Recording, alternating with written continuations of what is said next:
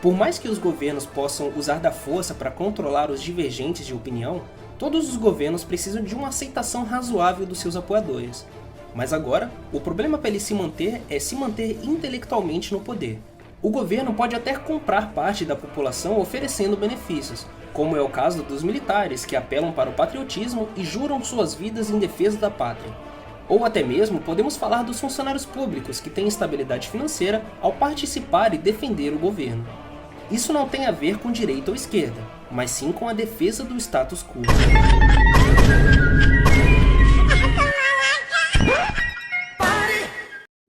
Então chegamos em um dos mais importantes agentes da manutenção do Estado, além dos militares, que são os intelectuais. São esses os intelectuais que mantêm a população com o imaginário escravizado. Os intelectuais são os que formam na cabeça dos súditos a ideia de que sem o governo algo muito ruim aconteceria. Eu quero que você imagine o Estado como se ele fosse um marido agressor. O papel dos intelectuais seria como aquela vizinha fofoqueira que diz para a mulher que está sendo agredida que é melhor que ela seja agredida mesmo, pois se ela sair da casa do marido, o mundo que a espera é muito mais severo e injusto. Nesse sentido, o que mais impulsiona os intelectuais a defender o Estado é que a função que ele presta à sociedade não é como a de um engenheiro, um construtor ou um cozinheiro que produz seu produto e o vende, tendo receitas e uma vida financeira mais ou menos estável. O intelectual precisa, entre aspas, vender a sua arte na praia, o que não é tão rentável financeiramente. O que o Estado faz, portanto, é comprar esses intelectuais para defendê-lo, os sustentando financeiramente, aumentando os cargos públicos e os enchendo de honrarias. Você que está assistindo esse vídeo pode conferir isso que eu estou falando se você ver o final da vida intelectual do escritor Otto Maria Carpo. Esse autor, que viveu no século passado, era e ainda é muito respeitado aqui no Brasil, mas que no final da sua vida, por problemas financeiros, se vendeu intelectualmente para comunistas que o financiavam. É triste, mas é como o Estado se perpetua e como alguns intelectuais levam a vida. Então ele era um doutrinário católico, reacionário, conservador. Quando chega no Brasil, ele continua com as mesmas ideias durante um tempo, mas à medida que vai se aproximando dos comunistas e se torna dependente deles para poder ter emprego, ele vai maquiando um pouco as ideias e no fim ele fica na dúvida. Tá entendendo? Sim, perfeitamente. Descobri esses escritos dele na Áustria porque tinha uma ideia de que aquilo restauraria a verdadeira fisionomia histórica do Carpo. Porque nós devemos, o Carpo, ele chegou a dizer numa entrevista, disse, não, eu só apoiei o Dollfuss contra o nazismo, mas eu discordava em tudo. Mentira. Ele mentiu para limpar sua barra com os comunistas. Ele era integralmente a favor da política do Dollfuss. E era um doutrinário católico.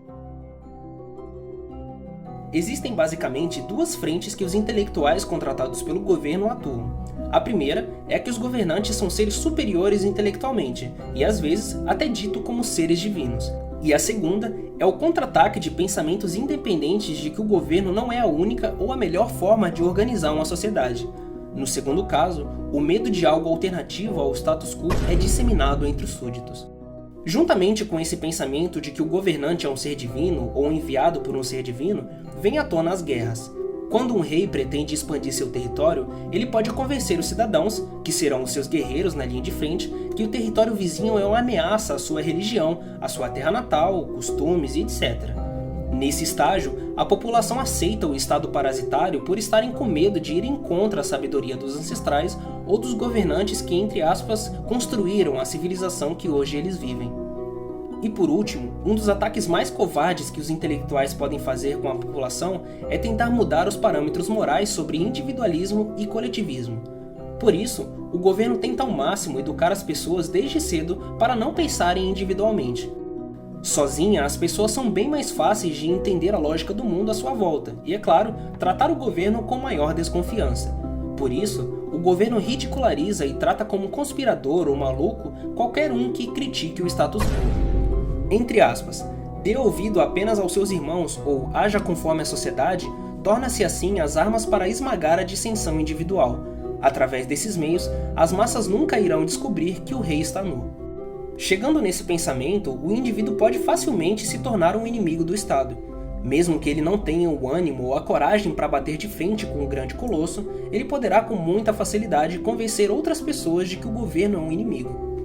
Se você pudesse voltar hoje no passado, no século XIX, por exemplo, e dissesse a alguém que no século XXI o governo controlaria a moeda, a educação, a saúde e a segurança, muito provavelmente essa pessoa ficaria abismada com o tamanho que o estado mínimo dos liberais se tornou. Hoje, mais do que aceitar o governo, as pessoas são tratadas como se fossem elas próprias criminosas da sociedade. Enriquecer a si próprio por meio de trocas voluntárias é visto como algo egoísta. Algo muito mais perigoso ainda. A modernidade trouxe um novo deus ao mundo dos defensores do Estado, a ciência. Quem é contra as, entre aspas, leis positivadas, as teorias econômicas tiradas do ou da ciência, é tratado como um louco negacionista.